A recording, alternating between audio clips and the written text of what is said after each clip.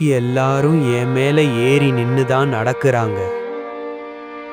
நான் தேஞ்சு போயிட்டேன்னு இன்னைக்கு என்ன குப்பையில வீசிட்டு போறாங்க.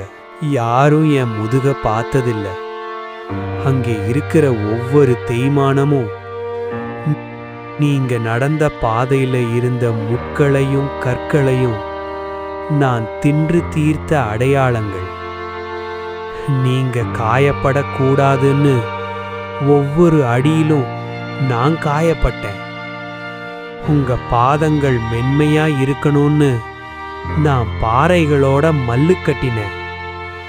இப்போ நான் தேஞ்சு போயிருக்கலாம், ஆனா நான் தேஞ்ச ஒவ்வொரு இன்ச்சும் உங்களை இலக்கு நோக்கி தள்ளிய தியாகம்.